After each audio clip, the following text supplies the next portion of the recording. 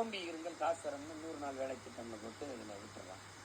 அப்போ இந்த உழைப்புலேருந்து நம்ம வெளியேற்றுறதுனால உழைப்பின் தேவை அப்படி இருக்கிறதுனால அவன் அதை நிறைச்சிடறான், தவிர்க்க முடியாது. நம்ம முதலாளிகள் சொல்றது அவன் உழைக்கிறான், 2வது குறைந்த கூலிக்கு கிடைக்கிறாங்கிறது இருக்குது. இதனால இது தவிர்க்க முடியாததா ஆகுது. இன்னைக்கு தவிர்க்க முடியாத இப்படி வர்றது நாளைக்கு அது அவன் என்ன பண்ணுவான், அன்னைக்கு 500 ரூபா கூலிக்கு வர்றவன் நாளைக்கு 5000ன்னு சொன்னா கூட நம்ம கொடுத்து தான் வேலை செய்யணும்.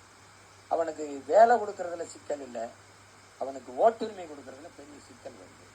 அங்கிருந்து வர்ற குடியேற வட இந்தியன் காங்கிரஸ் வாக்காளனும் இல்லை, முழுக்க முழுக்க அவன் பிஜேபி ஓட்டர்ஸ் தான். அவன் அதை நீங்க கவனிச்சு வரும்போது இப்போ கோவை தெற்குல அம்மையார் வானதி சீனிவாசன் அவர்கள் ஜெயிச்சதுக்கு 20,000 வாக்கு வித்தியாசம். இந்த 20,000 வாக்குமே வட இந்தியர்கள் வாக்கு தான்.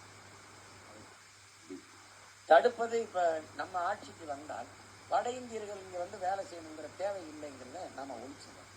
நம்ம படிச்சுட்டு வேலை இல்லாத இருக்கிற எல்லா பிள்ளைகளையும் மதுவை ஒழிச்சிடறோம். உடல் திறன் அவனுக்கு வந்துடும். திறன் மேம்பாட்டு பயிற்சிகளை கொடுத்து அங்கங்கே அவர்களை எடுத்து பதிவு பண்ணி வச்சுக்கிறோம்.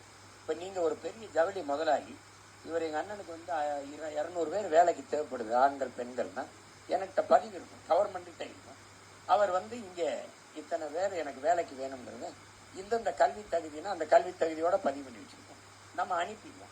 சம்பளத்தை அவரை இங்கே கட்டிட்டா நாங்களே கொடுத்துருவோம் பிள்ளைகளுக்கு, இல்லைன்னா அவரே கொடுத்துட்டா ரொம்ப நன்றின்னு சொல்லி அனுப்பிடுவோம். உங்களுக்கு புரியுதுன்னு நினைக்கிறேன்.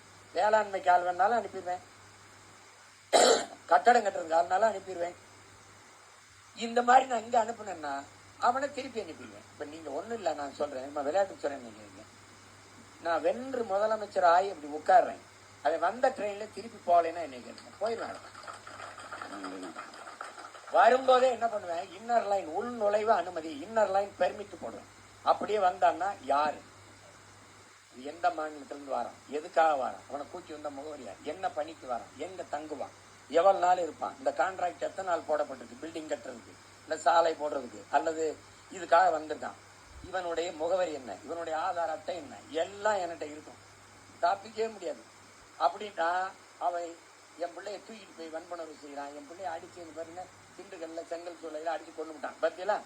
இது தொடர்ச்சியா நடக்கும்போது நான் கூட சொல்லுவேன், நீ எனக்கு போடுவ, யாரு எனக்கு போடுவ, இல்லைன்னா வட இந்தியவனை அடிப்பான், அப்ப நீ வழியோடு தேடுவாங்கல்ல, அது இந்த காலம்தான். இப்ப தேடுவாங்க அட்டி விழுந்தவனே, அன்னைக்கே சீமான் சொன்னாங்கிறான்ல, இப்ப அதுதான். அதனால இதுக்கு ஒரே வழி இருக்குது, நம்ம பிள்ளைகளை உழைக்க தயார்படுத்தணும். நம்ம பிள்ளைங்க உழைக்கிறதுக்கு கூச்சப்படுறாங்க. எந்த வேலையும் செய்யலாம் இழிவல்ல, எந்த வேலையும் செய்யாமல் இருப்பதான் இழிவு என்று